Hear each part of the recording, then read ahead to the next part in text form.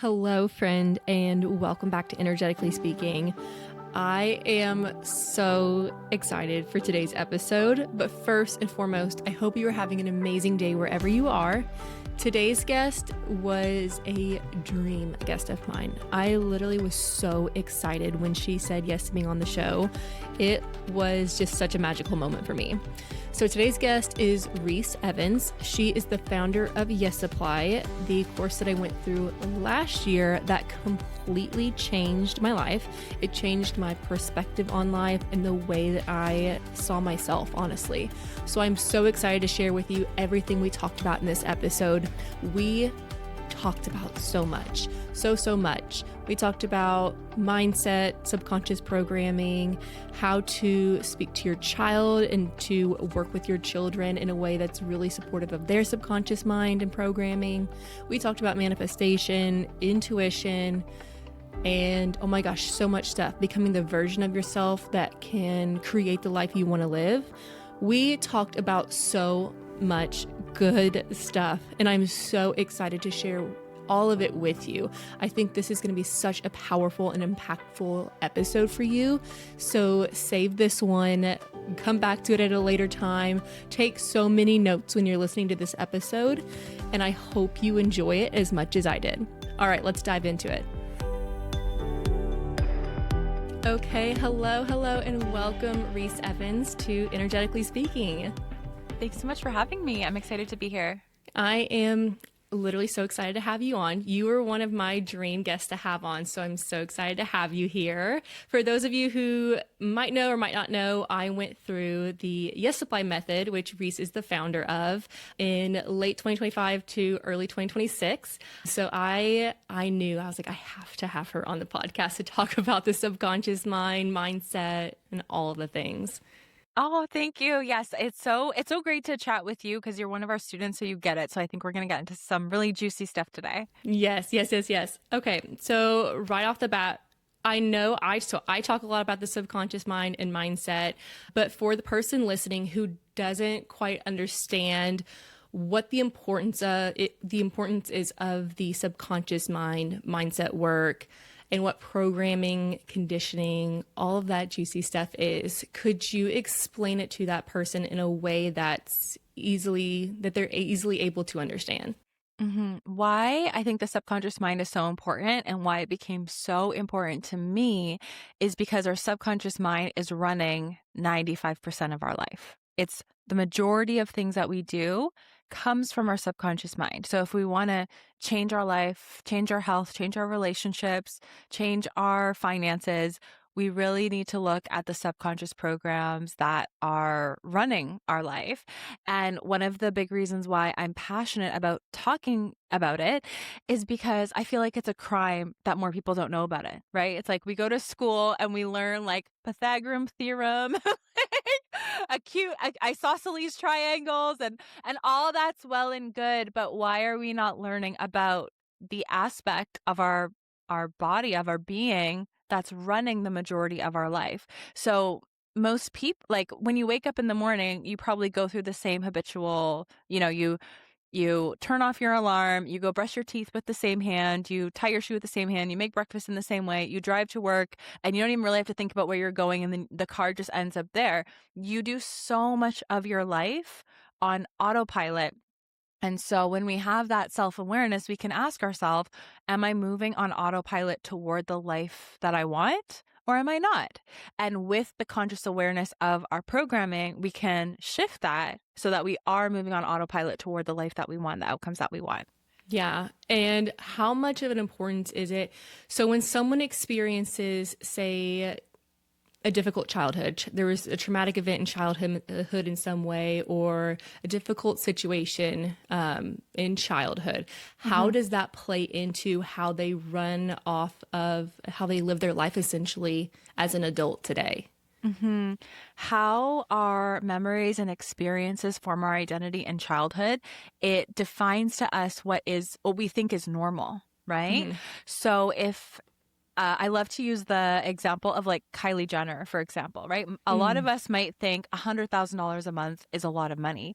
But to Kylie Jenner, she grew up, in Hollywood, surrounded by celebrities on TV.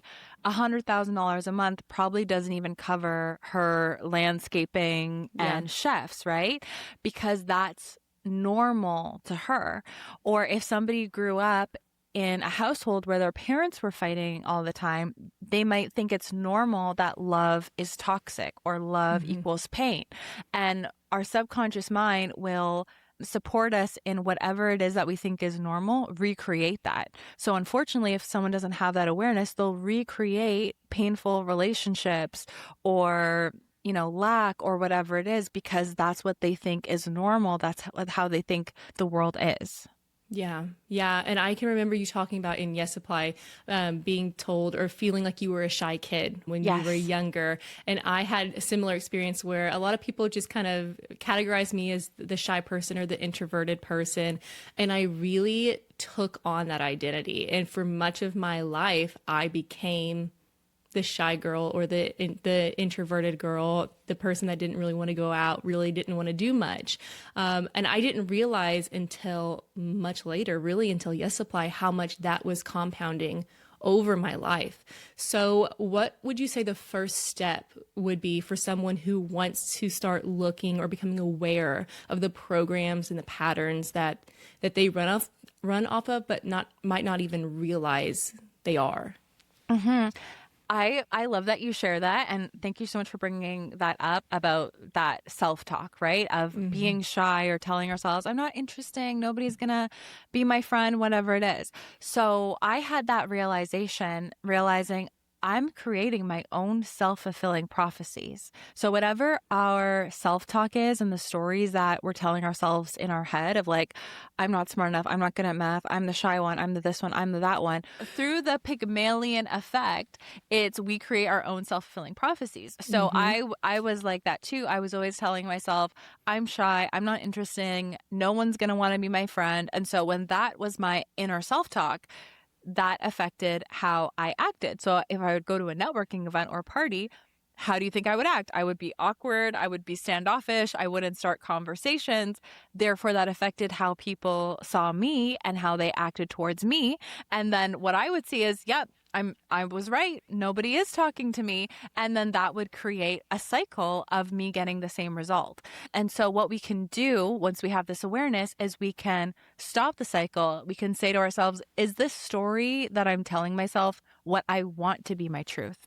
Yeah. And right now I'm actually choosing to be shy or choosing to be introverted or choosing to say I'm not interesting.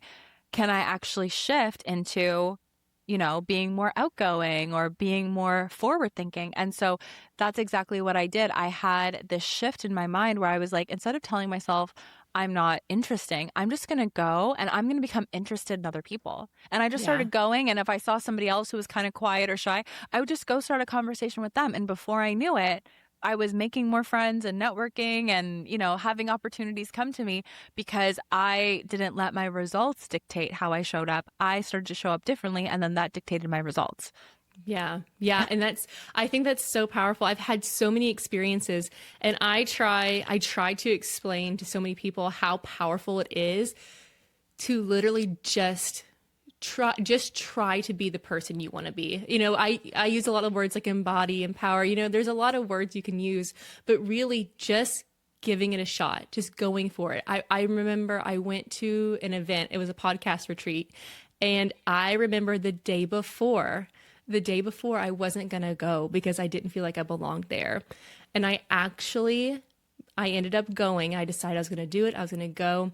And I actually ended up learning about the Yes Supply method on that retreat. And so I thought like what I could have missed out on if I didn't go, but I just took a chance. I just decided to go, and I met so many incredible people. Like I gained such an awareness of myself and the things that really made me light up inside just by going and stepping out of my comfort zone. And so I know I talk about this a lot. There's a lot of like a woo-woo stigma around mindset and the work that we do. What would you say to someone who kind of looks at this work as little woo woo. Like they hear mindset and they're like, oh, they're just, they're just saying I am affirmations or whatever it is. What would you say to someone who says this is just woo woo work? It's so funny. I literally just did a story on my Instagram about this right before our call. And what I shared was if you went through life, like you were born and you notice how gravity worked, you notice how every time you pick up a ball, it drops. You pick up a pencil, it drops. You would realize, okay, this is a pattern of how gravity works, a law of the universe. That's how it works. And then what happens when you see a helium balloon? You see a balloon and it's actually going up opposite of gravity. You would think, well, that's magic. That's woo-woo. But the thing is, helium is an element. It was always there. It's just that nobody showed it to you and nobody explained it to you. So that's exactly how I see the subconscious mind. And I definitely have thought like manifestation and da-da-da-da in the past. But now the more I do it and the more I see it show up, how it shows up in my life and how my clients' life, I really believe that we have a language of our mind and nobody teaches it to us. And so when we first hear about it in our 20s or 30s or 40s, and someone says, oh, you've been like this your whole life, you can change it. You've always been bad at sales. No, you can actually shift your mindset and sell. You've always sucked at public speaking. No, you can just change the picture in your mind and become good at public speaking. Most people think, no, that's crazy. I've been bad at public speaking for 30 years. I always stutter when I try to sell something. And so they just stop the idea before they even allow themselves to think, what if I actually have more potential? What if I actually am meant for more? What if I actually can do something that I've never done before? And so how I see this work is it's just like learning a new language. Many of us go through life only knowing one language. Some people know 5 languages. And understanding your subconscious mind is literally just learning a language where now you have the power to control, if you're spiraling or if you're clear in your thoughts, if you're emotional or if you're managing your emotions, if you're reactive or if you're responding in the way that you want to respond. It just gives you more like inner power when it comes to your leadership and how you move through the world in your work and your relationships, etc. And it's so interesting because it works in all areas of life. Like many of my clients come to me because they're in business and they want to use it in business and it works great for business. It also works good in parenting, in your family relationships. You can understand, why am I triggered from that family member? Or why am I have a lot of mom friends now, and some of my mom friends are like, I was yelling at my kids again, and then I felt so guilty that I was yelling at my kids. And if they understood this work, they would realize you're not yelling at your kid because they're bad. You're yelling at your kid because there's anger within you that you could have tools to process so that you're responding rather than reacting. Yeah. And I think that's such a big one. And I actually had a friend ask me just the other day. So I think this is a perfect time to ask. She has 2 littles and she asked me what she could do to foster their subconscious mind and to really program their subconscious mind at a young age to really set them up for success in life. What would you recommend to do that? I love this because our kids are already in a state of hypnosis. When you're 20, 30, 40, you got to, get hypnotized and go into alpha theta brainwave state and then do your suggestions. But as a child before the age of 7, you're literally walking around in the alpha theta brainwave state. That's why children can learn so quickly. And that's why they accept what you tell them without questioning for the most part, because their subconscious mind is wide open to being hypnotized. So I say affirmations to my kids like crazy. I'm just like, you're beautiful. You're smart. You're the smartest 4-year-old. You're really good at reading. You're really good at writing. You're the fastest runner. Da, da, da. It's like anything that you would want yourself to believe or you would want your kid to believe, just tell them that all the time. Because I heard this great saying that's like, what you say to your child becomes their inner dialogue. So everything that you're saying to them now becomes their inner dialogue. So it's like all the time I'm saying it, especially like as they're going to bed, I'm saying it. And then also too, our children won't do as much what we tell them, but what we model to them, right? So we have to be the example of what it is that we would like for our kids to be. So like I get compliments on my children all the time of like how patient they are, how calm all the time they are all the time. It's not because I'm like, be calm, be calm. It's because I'm calm and Yes. I'm responding rather than reacting. And even if they are having a meltdown, I'm making sure that I'm managing my emotions, not taking out my emotions on my children or whatever it is. And so they literally become what they witness and what they're Yeah. surrounded by. Yeah. So to answer that question, modeling who it is that you want them to be, how it is that you want them to be. And then, yes, I do love just like giving them that inner self-talk of like believing in themselves, putting in the effort, knowing that whatever they put their mind to, they can create. Yes, I love that so much. And like I still have those moments. You know, no one's perfect, and I'll still catch myself. My son is 2, and so he's in the really independent stage, and I love that for him so much. But it can still, like, when he is in those meltdowns, it can still like cause you to like get upset or get like anxious feeling in your body. And I have caught myself several times. I'll just start taking really deep breaths, like really Yes. exaggerated deep breaths. And he'll almost just look at me like, what are you doing? And I've noticed when he starts having those meltdowns or whatever it may be, I'll ask him, I'll say, do you want to take a deep breath? And he has started to really like start to take those deep breaths. That's And so I beautiful. tell him every single day, sun up to sundown. People have asked me like, why do you say that to him so much? But I'll tell him all the time, you are so gentle, you are so kind, you are so smart, you are so observant, like you can do anything. Just constantly telling him that to just to program it into him so he can one day run off those loops when he's in a Yes. situation that he doesn't know how to get out of. Whether, whatever it may be, I tell him all the time, there's always an answer. There's always an answer to the problem. And it's just at 2 years old, it's so interesting to see how much he has already picked up on all of those little things. So I I think that's love really that. incredible. I love that you're teaching him to regulate in the moment. It's like it's okay to be angry or sad or upset, but in those moments, I Yes. can take a deep breath or regulate my body. And that's something that I always remind myself too. At that age, they don't know how to regulate on their own Mm-mm. yet. They need us to regulate. So Yeah. sometimes if there's screaming or a meltdown, if I can, I'll just give them a hug because I know Yeah. that they can't regulate their body yet on their own. They need me. So I'll just give them a hug, and it might be a few more minutes of crying before they calm down, but they know that they're able to calm down not alone. Yes. Yeah. And I think that's the most important part too, is that they have to feel and I tell everybody all the time, when he is having a meltdown, there are so many huge emotions and feelings in his body that he has no idea how to manage. And Exactly. it's our responsibility to help him understand those and help him come back to a regulated state because he can't do it Yeah. on his own. So, Yeah. I feel like a lot of people expect kids to be grown-ups when they're not yet. It's like, yes. give them a little bit of time. They'll get there. Let them be kids. Let them be kids. Oh my gosh. Yeah. Yes. Yes. So I know you've talked a little bit about your life, your childhood. One of the things I saw on your website was that you were one of the only women in color at your school. So when you were younger, how did your childhood, did your life essentially get you to the place that you are now? What about that really got you to where you were, into the mindset work, and how you got into this work just in general? Yeah. Well, one of the things that I now realize is that everything is programming. Like we're picking up from TVs, movies, our community, our churches, our schools, of course, our parents, our family members. All of these things are being amalgamated into our mind to help us form our idea of who we are or who we think we're allowed to be.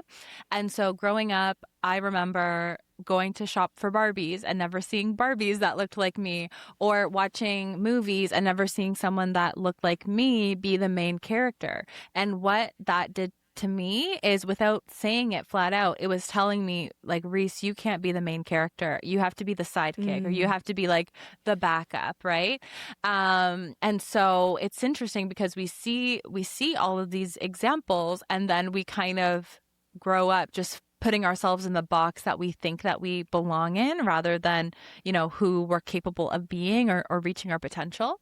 And so when I came up with the idea for Yes Supply, it actually came out of a big purpose, right? I was starting to see, like, when I tell myself no, and I'm my own biggest bully, how downhill my life goes. And when I start to stand up for myself and actually tell myself, like, yes, and be my own coach in my head and pep talk myself in my head, how much better my life can be. And so, Yes Supply was born out of this purpose that was greater than me. And that just got me to thinking about, like, okay, if I want to really help a lot of people and I want to make an impact on a lot of people, who do I have to be to do this? I think like back in the day, I saw an Instagram post that was talking about identity. And so I asked myself, like, okay, the identity of Reese, who can impact hundreds of thousands of people and help people all over the world say yes to themselves. What are the characteristics of this person? And I started to write them down. And I remember some of the things that I wrote down were, like, I was bold. I was a great storyteller. I remember specifically writing, I'll speak before being spoken to. Because back in the day, I would never That's a say big one. anything. Yeah, I would never Yeah. say anything unless somebody asked me a question. So I was like, I'm going to speak before being spoken to. And so every day I would just aim to make little micro decisions to help me be more like that person. I remember I had a little, it's funny because I don't even think I own anything from Lululemon, but for some reason I had like a Lululemon tote bag. And there was, back in the day, their tote bags, there was a line on it that said, do one thing every day that scares you. And so I would Yeah. do something in alignment with that identity that would scare me. And so that started with, like, raising my hand in a meeting, even though I was afraid that people were going to be like, that's the dumbest idea ever. And starting to post online, even though that scared me, and starting to do live streams, even though I would forget what to say after 2 minutes and delete the live stream after because it was so terrible. Like, I would just do these little things that scared me. And, like, little by little, I chipped away at the old version of me who was contracted and being small, and I moved into the version of me that could be more expressive and, share what it was that I felt needed to be shared. Yeah, I love that. And one thing I have noticed, especially like with embodying manifestation, I think a lot of the times people think that they're just going to decide that they're going to manifest one day and like they're going to have $1 million tomorrow. And I don't think people understand that there's still a lot of work you have to do. It's compound work. You have to take, I like to talk about the one step a day. What is one step you can take every single day to get you to your goal or whatever that is? Because I see so many people stop right before they do something big, or, they said it just didn't work for them. And I don't think that it's not that it doesn't work. It's that manifestation, I think, sometimes can look like a fairy godmother, like waving the magic wand. People think it's just like making a wish and like it's here. But it's not that. It really is. You have to put the work in still. Sure. You just change your identity. You just change, the way you see things. You shift that mindset, but you still have to put the work in to build that foundation, essentially. Absolutely. And it's making those little micro decisions every day, even when it feels uncomfortable, because it feels uncomfortable to the past version of you, but it's not uncomfortable to the version of you that you're becoming. And when you make those little micro decisions, you never know when it's going to have the domino effect that makes a big impact. Even like what you just said of, I was afraid to go to the podcast retreat, right? But you said yes. So the old you wanted to stay home and hide under a book and have a cup of tea. But the new you knew, I'm going to go make these connections and learn about podcasting and meet new people who align with the type of friendships I want to make. And so you said that yes to yourself, even when it was hard. And then you got one next clue. Like, we're not going to know the whole path before we start, but it's like you got that one next clue. Okay, join the Yes Supply method. Then I'm sure after you went through the Yes Supply method, then there was that one next clue to do this or do that. And so I love the saying, take the first step and the path will appear. We will not know how it will all come together, but we just got to take the first step, and then the next step will eventually show up. Yes. And I think a lot of times people too, when they don't see the next step or they don't think the next step is there, I think there is an integration period at a time that you have to go through when you are doing this kind of work, because it's not meant to be rushed through. It's meant to be done in a really beautiful way that builds you a really strong foundation. And when someone asks about why it's important to do the inner work, or to, not to use the word heal here, but heal those inner parts, or, you know, whatever it may be, what would you say to someone who is curious but doesn't know if they should or can do the inner work? I think why it's so important to do that inner work is because that's the version of you that's going to show up every day through every little decision that you make.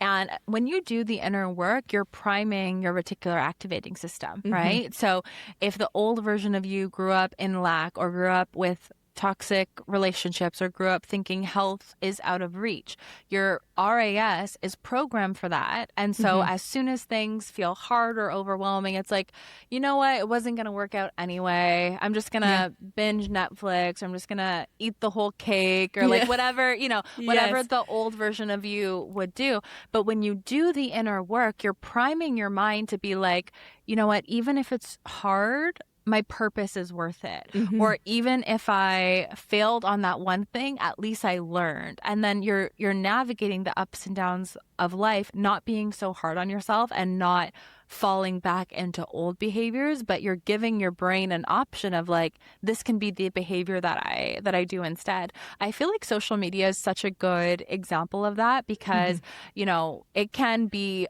like overwhelming with the algorithm and with this and with that. But if you think about, it's like if you post on social media and you get 10 likes, it's not that you failed. You can look at it as like, well, I got to practice my speaking skills. I got to practice putting my message out there. Maybe 1 million people didn't see it like I wanted, but maybe 100 people are going to see it, and one of those is going to be my dream client. So it's like looking for those little glimmers of yes, instead of falling back into the old patterns of like, oh no, I knew it wasn't going to work out anyway. Yeah, and this is something I struggle with, but I've actually, like, I've taken a different approach, and I love the reframe that I gave it.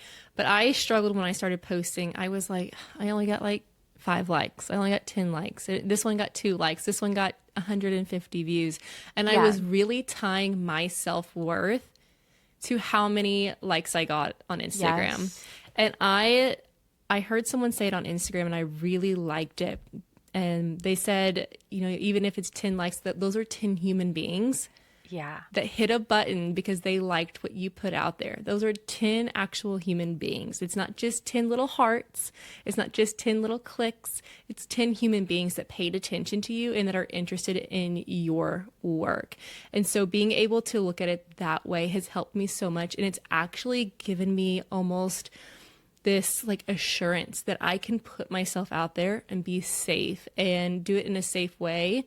And every single time, and I learned this in Yes Supply EFT, every single time I post on Instagram, right before I do, I'll do EFT tapping on my body and work myself through what I'm feeling. And it's helped me tremendously. I love that so much. I love that so much. And I feel like with Instagram and social media in general, there's part mindset and there's part strategy. And one of the things that I always think about is like, I can't control what other people do. Like, yeah, there's all the hooks and blah, blah, blah, but I can't control what other people do, but I can control what I put out. So with Instagram, I aim to still like post, but one of the things that I do, I actually use this tool called repurpose.io.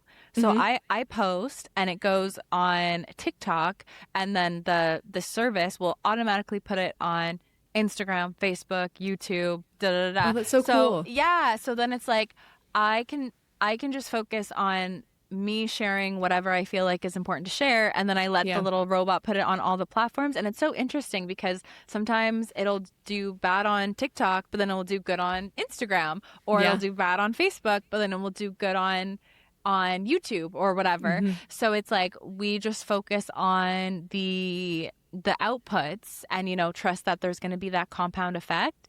And another thing that I always think about too is like, I have seen some really funny viral content it doesn't mean I'm going to buy anything from them. Like last Exactly. night, I sent my friend a video that I saw yesterday of like, it was about like they let a horse lie down on a pillow, and then the horse was like really enjoying like lying down on the pillow. I said to her, I was like, so funny. But did I go buy their horse course? So it's like, Yeah. just because something is viral, it doesn't mean you're going to buy from them, right? So being viral isn't the only, recognition that the work that you put out is valuable. Exactly. And I think too, it's more so reframing it to be, instead of going viral, you're finding your audience, you're finding Yeah. your people. I actually lost 2 followers. I knew how many followers I had, and I looked not too long ago, and I was like, oh, it's less. And for a split second, I was like, why did they unfollow me? But then I realized that I wasn't the person for them, and that's okay. They have Yeah. someone else that they are looking for. That's okay. Let that be what it is, because you're finding your audience, your people. It doesn't matter what the number is.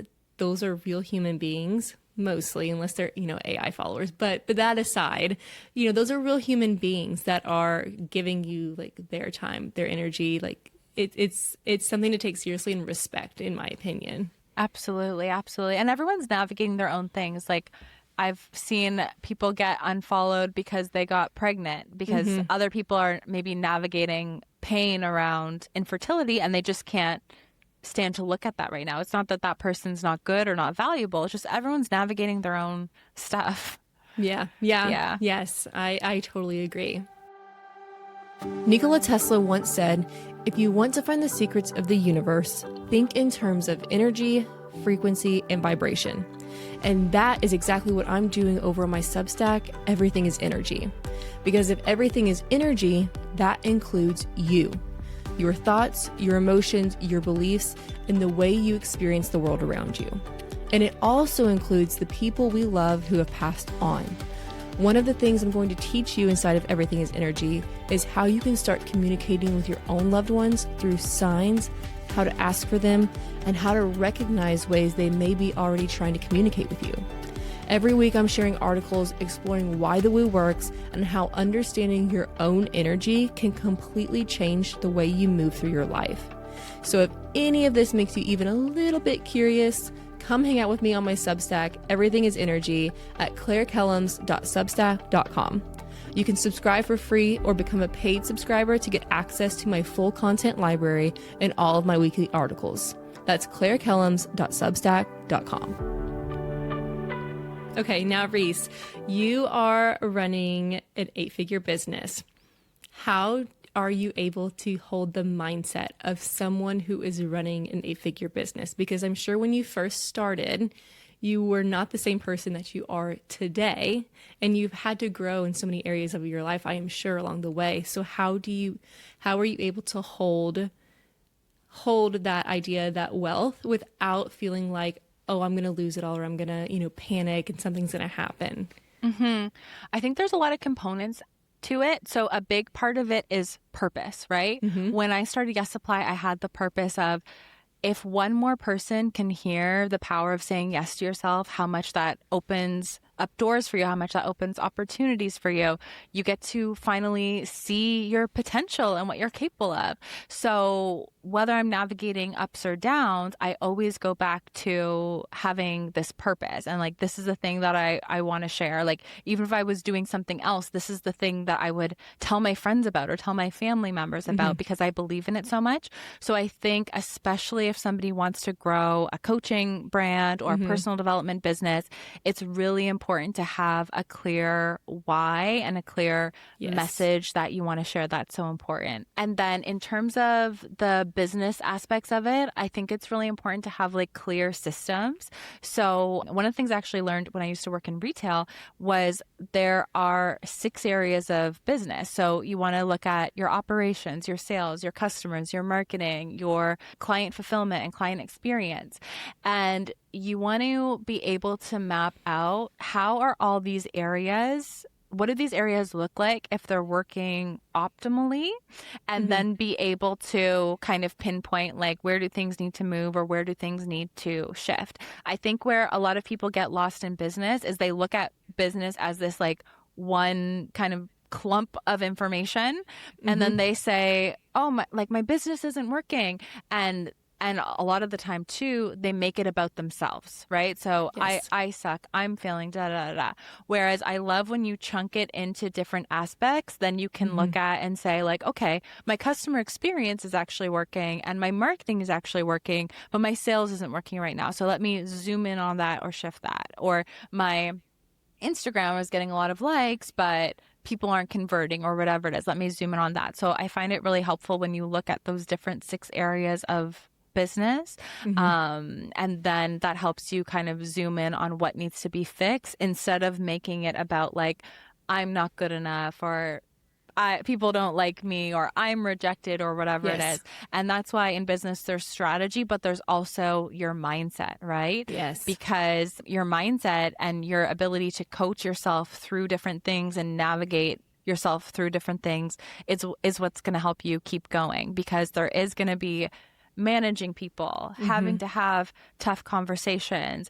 As much as you have clients that are super happy, there's always going to be someone who's like, this isn't for me, or whatever it is. And you have to be able to, see it as like, okay, it wasn't right for that person, but don't get too hard on yourself or make it about yourself. And I love the saying in NLP, there's no such thing as failure, only feedback, right? That's my favorite, Yeah. So the only way that you fail is if you stop, but look at all of the things that are coming at you as information, and then you can use that information to fuel whatever direction or decision you take next. I love that. No failure, only feedback. I say that every single day to myself, every single day. It was my favorite. I learned it in Yes Fly. I love it so much.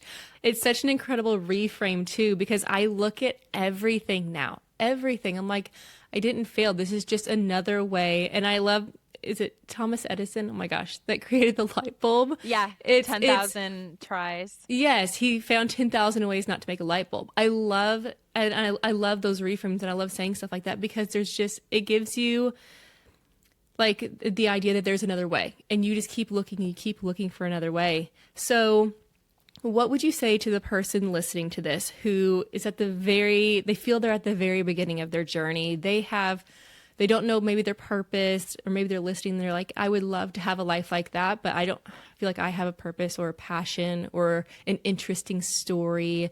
What would you say to someone who is just starting, just beginning? They're like, where do I even begin on this journey? How do I even start? What would you say to them? Yeah, I would actually say the first thing to do is to go inward. Even before you buy a course or hire a coach or make your Pinterest board or whatever it is, I would say to go inward, because I think one thing that happens is you can see someone who has, a nice shiny car on Instagram or looks fancy and say, ooh, they look happy, I want that. But if you pursue something just because somebody else has it, that might actually end up feeling empty in the end. Like you might pursue the mansion on the beach when the thing that would actually bring you fulfillment is like living on a farm in a big field and having your own cow or whatever it is, right? And walking out in nature, going to the mountains, right? So I think everyone needs to kind of go within, if you believe in God, pray on it, go in, ask your angels, whatever it is, and just ask yourself literally the question that started my business: what would I ask for if I knew the answer was going to be yes? So not based on ego or comparison, but what would actually help me to feel happy and fulfilled, feels like it's aligned, feels like I'm living life from my potential. And discover what that is for you. And it might not come overnight. It might take you a few days or a few weeks to get really clear on that vision.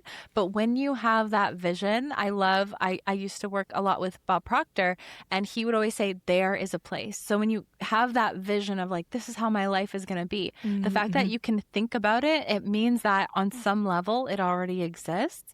And then it's really about continuing to go inward to get the guidance, acting in alignment with your self-image, taking that inspired action, and falling in love with the results, but also falling in love with who you get to be and what you get to learn about yourself along the way. I think that's really important. Yeah. And how important would you say trusting your intuition along the process or along the journey would be? Trusting your intuition is huge. Trusting your intuition is huge. I feel like if you're not totally sure on a decision to make yet, like go inside and really ask. Because I have had situations where I'm like, I'll just like forget about my intuition, and then later I'm like, I knew I should have listened to my intuition. I've had that before, and I've had times where I follow my intuition and I don't know why I'm following my intuition, and then realize that there was something being put together for me that I couldn't even see, but because I followed my intuition, it all fell into place. So yes, following your intuition, listening to your intuition is huge. And that even includes too, if you're like, you could be getting advice from a mentor, getting advice from a coach, or buying a course, and all that stuff is so valuable, but you also want to take that and measure it against, like, does this feel right for me? I would say learn from the people who inspire you, but also weigh it against your own creativity, because you might think of a path to the outcome that you want that your course that you bought didn't even mention. But it doesn't mean it's wrong. It's just the way that's right for you. Yes, I always tell people, take what resonates with you and leave the rest. If you don't align to something, or something doesn't feel right with you, it's not yours. It's okay to take pieces of what you've learned from different people that resonate with you and use that to create your own style, your own flavor, however you do it. And I think a lot of times too, people will get frustrated. I've seen people say, well, I trust my intuition and this thing happened, or it didn't take me where I wanted to go. And a lot of the times I like to remind people that, one, it could have been your anxiety that you were listening to, but two, if it was your intuition, maybe your intuition took you there to show you that it wasn't actually aligned with you or what you actually were creating. And maybe it's trying to take you to a different path, but it had to stop there first. So you could kind of see that it wasn't for you in a way. Yeah. And sometimes too, I feel like sometimes people give up too early. Like I work with a lot of coaches and business owners. So sometimes I'll hear like, I launched and nobody bought. And I'll be like, how many times did you post? They're like, I posted once. No, that wasn't a launch. Like no one even got a chance to see it. I think with marketing, it's like people have to hear your message 13 times before they make a buying decision. So you could be telling yourself, oh, it didn't work, I give up, and going back to your old programs, when maybe you just need to put a little bit more effort or a little bit more energy towards the result, and it will work out. You just have to hold the faith. Yes. Yeah. I think holding the faith and trusting in yourself, trusting in your intuition that it will work is such a huge deal. And I heard a saying one time that I loved. It's everything that you want is on the other side of cringe mountain. And so you have to be cringy. You have to feel cringy, and it's going to feel cringy. Like when you're first posting on social media or you're first trying something new, you're gonna fumble, you're gonna stumble, you're gonna fall. You're taking baby steps. So like, you're gonna make mistakes. It's gonna take time to learn, to grow. And I think a lot of the times people let that cringy feeling or let that fear win, and they're just so close to being on the other side of cringe mountain. They don't even realize it. I love that. I feel like cringe is the old version of you that's uncomfortable.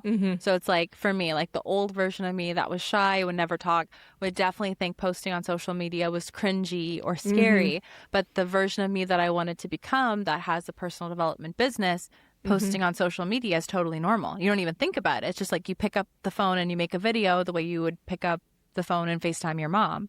So when we get out of those old programs or those self-limiting identities, or the feeling of like, what's Bob from high school going to think, or what's Jerry from work going to think, then we realize like no one's even really judging us or paying attention. And if they are, that's more about them than us. Like, we have one life. We might as well do what we want. And create what we want. Yeah. And when I first started, I was like, oh my gosh, all of these people from freshman year are going to judge me so hard, like 15 years ago. And no one did. No, if they are, I don't know. And it doesn't bother me because I'm doing my own thing, and I'm really excited. I'm really proud about what I'm doing. But it took a lot of steps to get here. It took a lot of like little posting, little stories, and just compounding it over time. I think that's so, so important. So real quick, when we talk about manifestation and when we talk about the science behind manifestation and why it works and how the brain works with manifestation, what would you say the science or how does the brain play into manifestation? So essentially how it works, I'm trying to take like a really big concept and simplify it. I know it's a big thing. Yeah. So it's like, and it's funny, actually, the thing that you just said too, I wanted to say something about it. So, you know how you were saying, oh, you were thinking about what people from freshman year would think about you. Over the years, I've heard probably hundreds of people say the same thing or say, I'm worried what people from high school will think. Like, I could be talking to someone who's 45 and they're worried what someone from high school will think. And I actually think that that comes from the developmental periods. So when we're babies, we're learning from and we look up to our parents, but it's actually right. I think it's about when we're 13 years old, that's when we form our own unique separate identity, right? Yes. So through how we evolve, we're forming our identity. And I think that's why so many people go back to, what will people from high school think? I think that that awareness is an acknowledgement that it's time for us to form our identity again. Like, why do so many people form their identity in high school and then think that they have to stick to that till they're 70? Doesn't make sense, right? It's like, we need to be proactive and decide again in our 20s or 30s or 40s. Okay, I'm 40 now. What is my identity now? I get to form that. And then now we can think, what will my other 40-year-old friends think if we are going to worry about what people think? But yes, in terms of manifesting and how it brings in science and how it brings in our brain.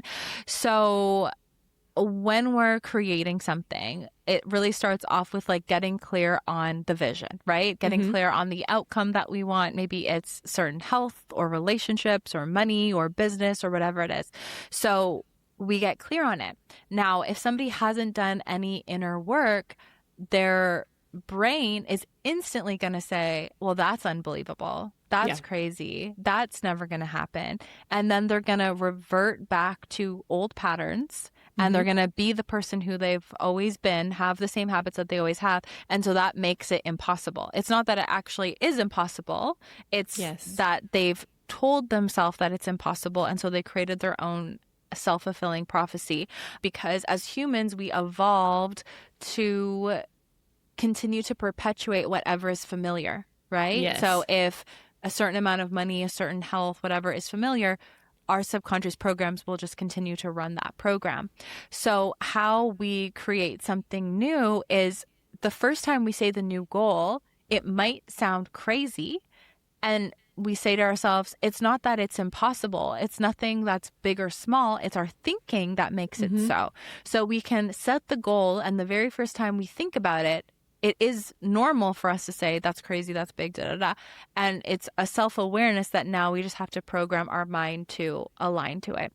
Yeah. So one of the things that we teach in NLP that I love is modeling.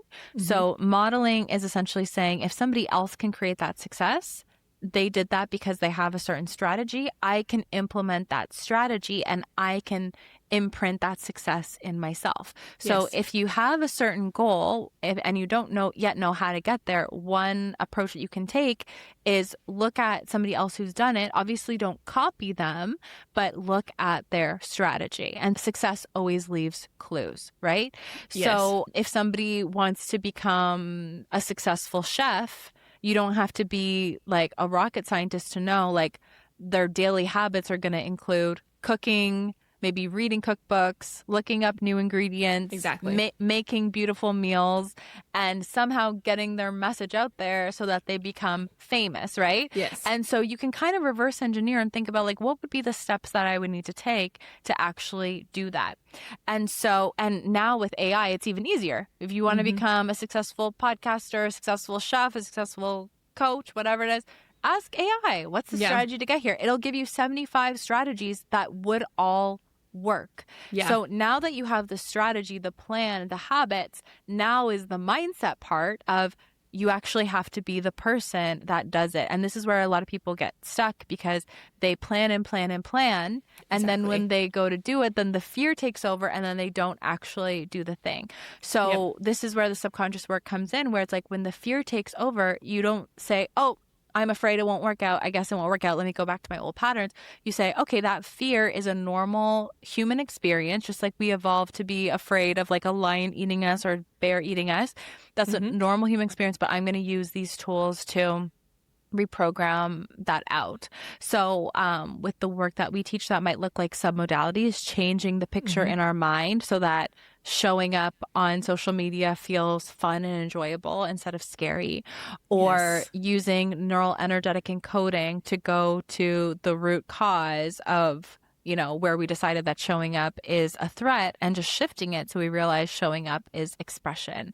Or maybe we look at our parts. So if we have parts that have formed because maybe if some pain that we went through in childhood or trauma that we went through in childhood, integrating those parts so that we don't have those strong, like mini personalities within us trying to protect us and keep us safe and hold us back and not do the thing that scares us. Because like you said, the thing that we want is on the other side of fear, is on the other side of cringe mountain.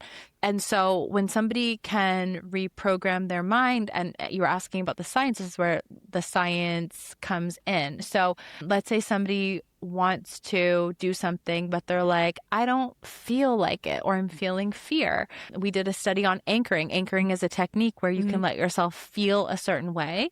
And so we measured their HRV, and it said 57% reported significant improvements in recalling positive emotions just using the anchor one time. And it's more powerful the more time you used it. We also studied the swish pattern. We had our participants do a test and then install the belief that they'll be good at it. And after they installed the belief that they would be good at something, they performed 17% better on the test. Wow. Right. Oh my gosh, that's incredible. So just by believing that you'll be good at something, you actually perform better. And it makes sense because if you believe that you'll perform bad, you're going to be dysregulated. You'll be in fight or flight. And then you won't have that capability to actually do whatever it is to our potential. Yes. So, and then with releasing any other emotions as well, we have NEE, and our participants experience over 70% and even 80% for certain emotions the very first time using it, releasing those emotions. So if you're going to do something, but an emotion is holding you back of like, what will Harry from high school think, or what will Peter from finance think? You can just release those emotions so you can move forward to do the things that you need to do to align to the version of you that you need to be to get the result. Yeah, exactly. So one of the things that I do when I'm working on my clients' habits is I always ask them, what habits would make your success inevitable? And if you do those with repetition, eventually there's going to be that compound effect. You will see the results. Exactly. Yeah. Thank you. And it's one thing I read that I thought was so interesting was when say you revert back to that old identity and you confirm that you're not good enough or whatever it is, or you think you confirm it in some way, your brain, when you confirm it, or when you stop because fear kept you back or held you back, you actually release, I think it was dopamine or serotonin, and you actually get like a hit of a good feeling because it confirmed something, because your subconscious mind and your brain confirmed something to be true. Wow. And so you were like, oh my gosh, I was right. And like you literally get a hit of dopamine over it. Wow. And so I think when you're able to start to have those little small wins, you can start building up your dopamine from those wins instead of confirming what you believed your old identity to be true. So I thought that was really interesting. That is so interesting. I haven't seen that one, but I love that of like, let's get those dopamine hits to confirm I was right, that I can do it, that things do work out for me, that I am lucky, instead of confirming of like, yes, I'm always going to stay in the same place. Exactly. Okay, well, Reese, I have one final question for you before we hop off here. I'm just so grateful to have you on here. I was so excited for this, and I think it's gone so well. final question. Let's say you have lived a long, beautiful, incredible life. And on the very last day on earth, you are given a journal to write 3 things in that you would like to leave for future generations around what you have learned in life, mindset, anything that you can think of, 3 things that you would leave for future generations to believe in themselves to be able to start. Wow, that's a big one. So I would say love others just as you would love yourself. And that goes both ways. Yes. Right? Because sometimes we're giving everything to everyone else and nothing to ourselves. So love others as you would love yourself. I would say dream bigger than you even realize is possible, because we're often the ones creating our own limits on ourselves. And something along the lines of just like loving your life or romanticizing your life. Because I think where you actually get the even bigger achievements is when you love, like, I have talents right now. I have things to give right now. I'm enjoying, yes, I would enjoy being on a yacht, but I also enjoy just going to the beach or whatever it is. It's like, just find the little times in each and every day to fall in love with your life, because that means when you get to the end result, it's going to be great, but you also loved every day towards it too. Exactly. I love that. That's so beautiful. I really love that. Yay. Well, Reese, thank you so much for being on here. I hope we could have you on again sometime soon, but thank you so much for everything you have given to me and to the person listening to this. So hopefully see you next time. Thank you. I just want to say to the person listening to this, thank you so much for listening to Energetically Speaking. It truly means so much to me, and it would mean so much to me if you could leave a review of your favorite part of this show or this episode. I read each and every review. They are so personal to me, and I am so appreciative for each and every one of them. I can't wait to see you on the next episode.